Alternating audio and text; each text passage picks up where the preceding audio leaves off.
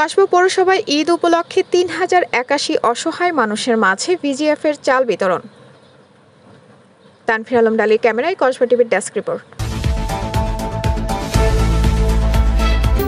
Kasba TV, হৃদয়ে বাংলা।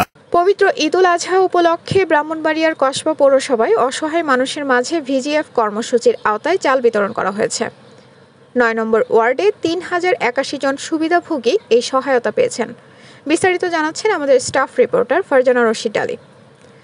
কসবা পৌরসভার ৯টি ওয়ার্ডে আজ বুধবার সকালে আসন্ন ঈদুল আজহা উপলক্ষে ৩,০৮১ জন অসহায় ও নিম্ন আয়ের মানুষের মাঝে বিতরণ করা হয়েছে ভিজিএফের চাল।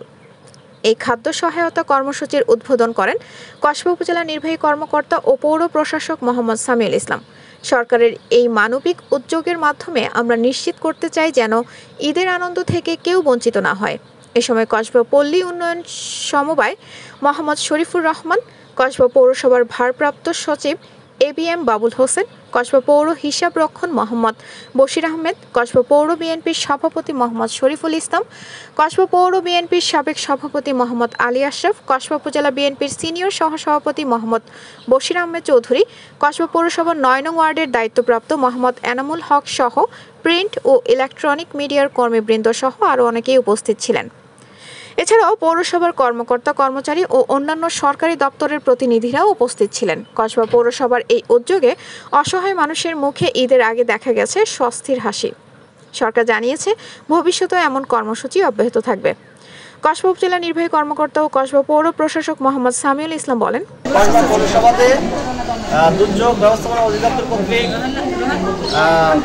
গরিব দুস্থদের মাঝে ভিজিএফের চাল বিতরণ এই অনুষ্ঠানে আমাদের কসবা পৌরসভার বিভিন্ন রাজনৈতিক সংগঠনের নেতৃবৃন্দ আছেন, আমাদের অফিসাররা আছেন, এখানে বিভিন্ন গণ্যমান্য ব্যক্তিবর্গ আছেন এবং প্রিন্ট ইলেকট্রনিক সাংবাদিকবৃন্দ আছেন এবং সামনে উপবিষ্ট সকল উপকারভোগী যাদের মাঝে আমরা এই চালগুলো বিতরণ করছি তারা আছেন।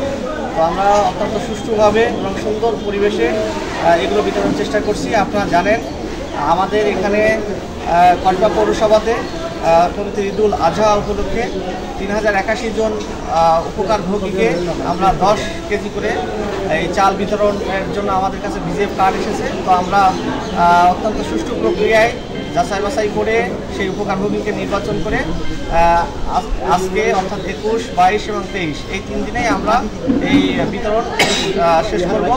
তো এই বিষয়ে আমাদের যেসব উপকারভোগী আছেন এবং গণ্যমান্য ব্যক্তি আছেন আমি সবার সহযোগিতা কামনা করছি। আপনারা সবাই সহযোগিতা করে যাতে এই চালটা সুষ্ঠুভাবে বিতরণ করতে পারি গরিব দুঃখীদের মাঝে সে প্রত্যাশা আমি আপনাদের কাছে রাখি এবং যাতে সবাই আমিও মনে করি যে প্রত্যেকটা দুস্থ ব্যক্তিরাই এই চালটা পাচ্ছে এবং তাদের পবিত্র ঈদুল আজহা ভালো কাটবে এই চাল পেয়ে। তো সবাই ভালো থাকবেন আর যারা কষ্ট করে আসছেন সবাইকে আমি ধন্যবাদ জানাচ্ছি এবং সবাইকে পবিত্র ঈদুল আজহার অগ্রিম শুভেচ্ছা জানাচ্ছি। পবিত্র ঈদুল আজহা উপলক্ষে ঈদ মোবারক। কসবা টিভির সংবাদের সাথে থাকার জন্য ধন্যবাদ জানাচ্ছি। পরবর্তী সংবাদ পেতে আমাদের চ্যানেলটি সাবস্ক্রাইব করে রাখুন।